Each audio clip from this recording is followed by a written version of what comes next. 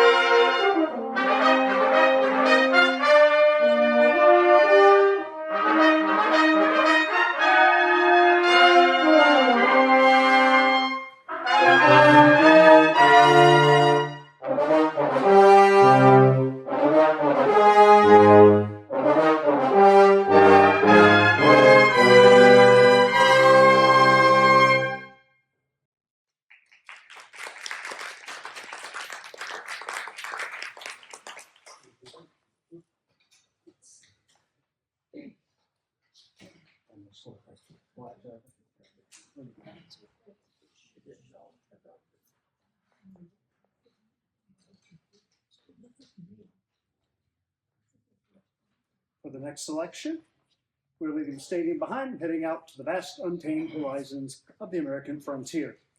When television creator Taylor Sheridan set out to make Yellowstone his epic neo-Western drama about the Dutton family, he envisioned a modern tragedy that captured both the sweeping grandeur and the brutal, unforgiving reality of the Montana wilderness. To build an auditory landscape for this massive empire, he turned to one of Hollywood's most acclaimed and versatile contemporary talents, film and television composer Brian Tyler.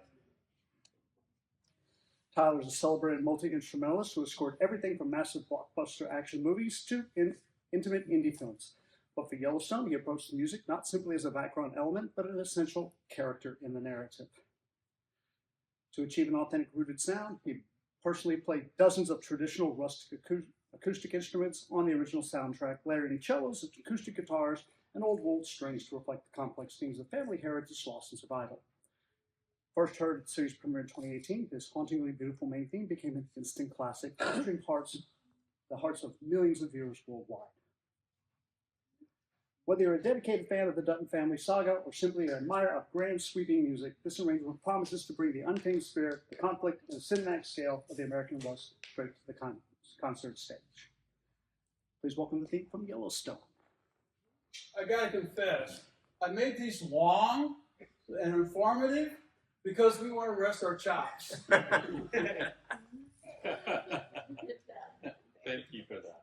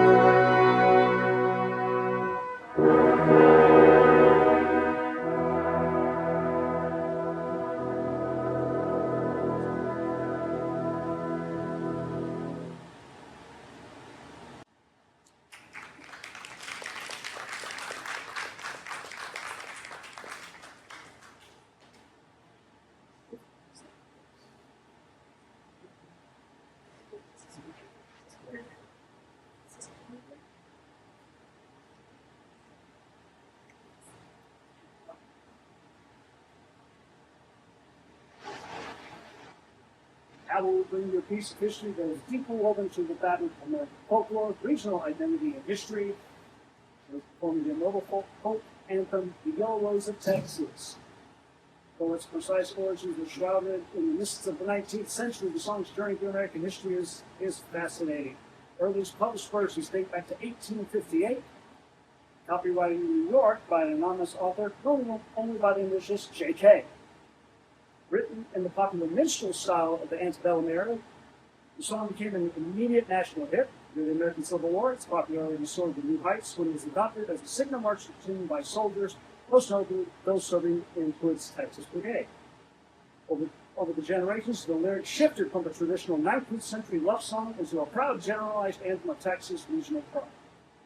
It reached the absolute pinnacle of pop culture in 1955 when bandleader Mitch Miller recorded an upbeat orchestral marching version that skyrocketed all the way to #1 on the Billboard charts, permanently cementing the melody in the public consciousness. One thing that people don't realize about this song that I recently learned, and the reason why this whole first set of pieces that we're doing is what we're considering the small screen. You think, well, Yellow Rose, Texas, how's that small screen? It was used, there was a little-known soap opera in the 1940s called Yellow Rose that used this as its theme. And it was also used in the soundtrack of the TV miniseries James Mitchell's Texas. So, because of that, I was able to shoehorn it into this first section. So, we hope you enjoyed Brian Sadler's arrangement of the Yellow Rose of Texas.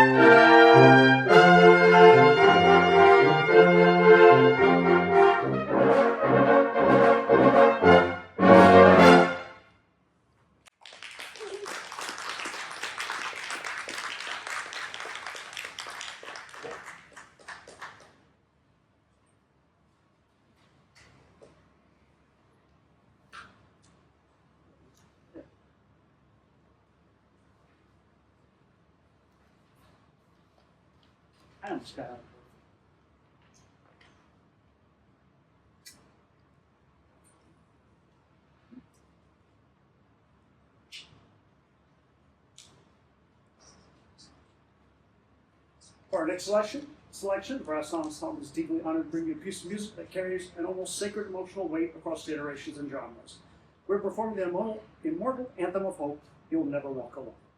Few memories in the American song that possess such profound cross-disciplinary appeal. Composed by Richard Rodgers with lyrics by Oscar Hammerstein II, the song premiered on Broadway in April 1945 as part of their masterpiece musical Carousel. Introduced during the dark final months of World War II, its message of unyielding resilience and community comfort deeply resonated with the war-weary public, transforming it almost overnight from a theatrical show to an universal career. When describing the inherent meaning and spirit of the work, lyricist Oscar Hammerstein once beautifully explained, it is about walking bravely through a storm with your head held high, knowing that you will get through it all right. The key word is hope. As long as you have hope, hope keeps you company. In the decades that followed, the song broke entirely free from the theater stage. In 1963, it was covered by the British pop group Jerry and the Pacemakers, where it was quickly adopted by the passionate supporters of the Liverpool Football Club. Sung in mass unison from stadium terraces worldwide on match days, it became a global symbol of athletic solidarity and collective strength. But within the marching arts, this piece holds an equally legendary status. It is the official corps song of the world-renowned Madison Scouts Drum and Bugle Corps. For generations of performers and fans, the Madison Scouts powerhouse, stadium-sized brass renditions of this anthem have defined the ultimate pinnacle of the activity. And for people like me, the way I put this to small screen, if you ever watched Jerry Lewis Telethon years ago, he ended every single telethon by singing this song. So now, ladies and gentlemen, please hold hope in your hearts as we present You'll Never Walk Alone.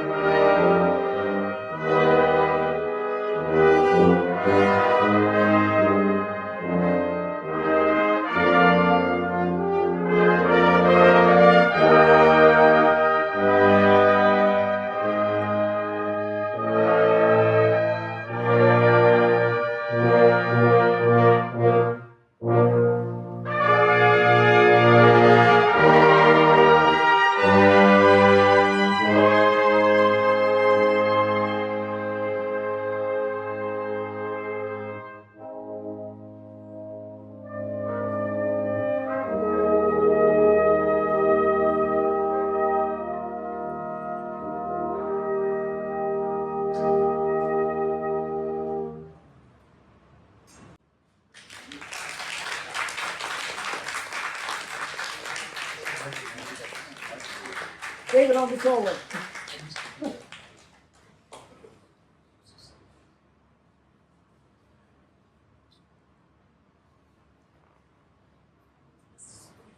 We're going to end the first half of the program as we take you on a voyage to the final frontier.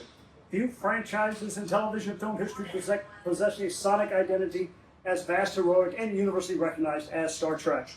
For 60 years, its music has just been background noise. It has been the engine driving our sense of wonder, the thrill of space exploration, and the deep bonds of a starship crew.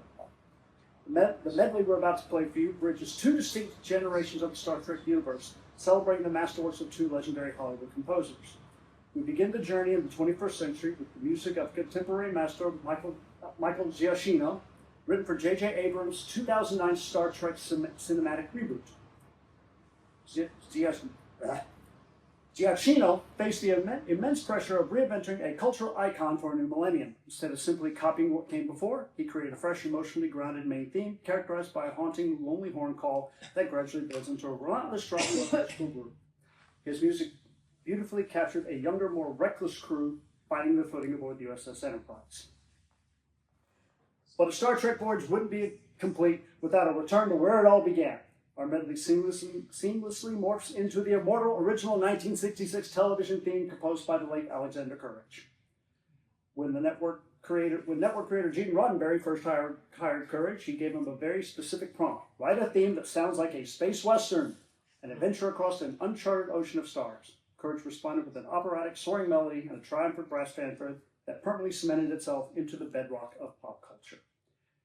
It is a sonic journey that proves you don't need 100 musicians or Hollywood special effects to budget to capture the spirit of adventure.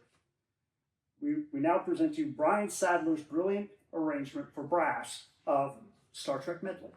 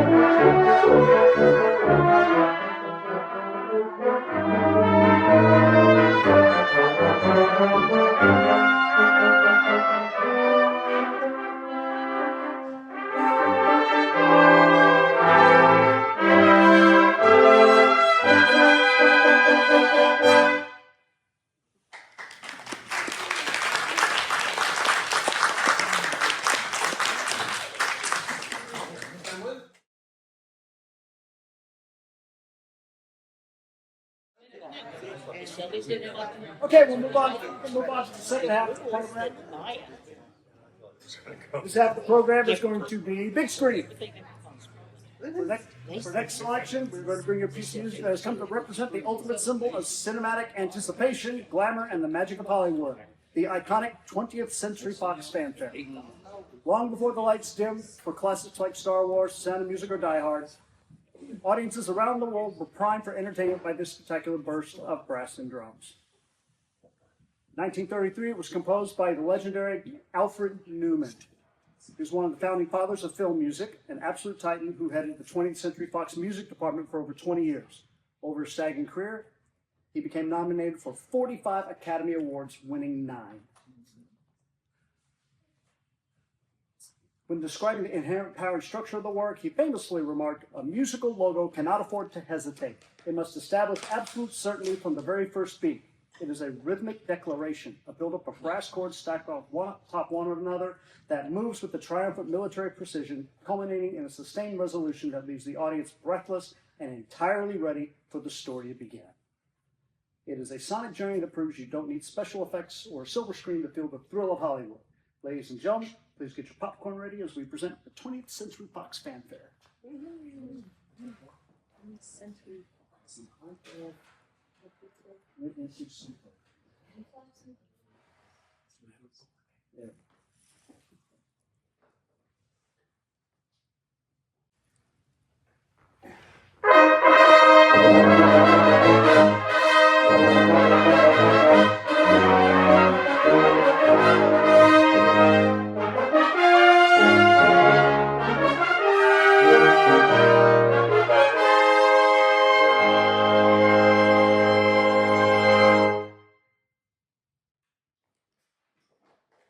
It's short.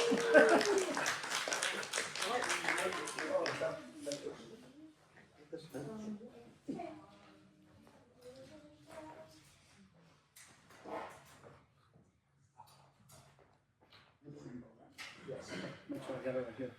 For our next selection, we are stepping away from the silver screen's grand fanfares and entering a world of pure nostalgia, warmth, and hope. Our ensemble is proud to present one of the most beloved and enduring melodies in the history of popular music, "Over the Rainbow." It's written for the landmark 1939 MGM film The Wizard of Oz, composed by Harold Arlen, with poignant lyrics by E.Y. Yip Harburg. Arlen was a titan of the Great American Songbook, famously known for blending traditional theatrical styles with the soulful inflection of American blues and jazz. Believe it or not, this masterpiece was almost cut from the movie entirely. Studio executives initially felt that the songs slowed down the pacing of the opening Kansas sequence and that it was beneath Judy Garland's dignity to sing in a barnyard. Thankfully, Arlen and the associate producer fought fiercely to keep it in. Their instincts were validated when the track went on to win the Academy Award for Best Original Song and was later named the #1 Song of the Century by the Recording Industry Association of America. In this arrangement, our ensemble relies on extreme lyrical control and warmth of tone to replace Judy Garland's legendary vocals. The piece moves at a relaxed, swinging ballad tempo. It opens softly with the trumpets introducing a familiar melody, accompanied by the general rolling syncopations of horns and trombones.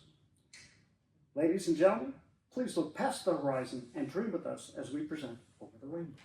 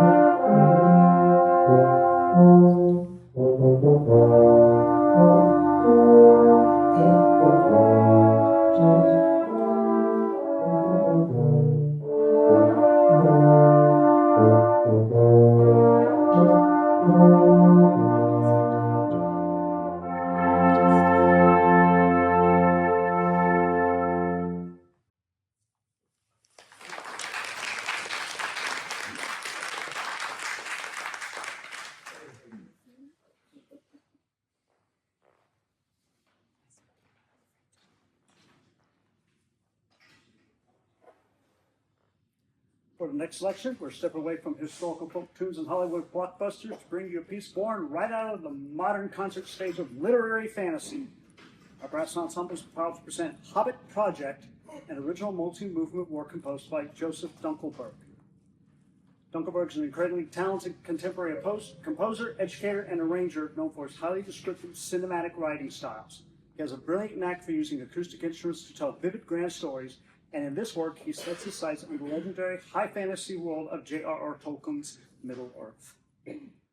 Unlike a movie soundtrack that relies on massive screen and computer graphics to show you a fantasy landscape, Dunkelberg's work tasks just 5 acoustic brass instruments with building an entire fantasy world from scratch. The piece is structured into highly descriptive program sections that track an epic journey.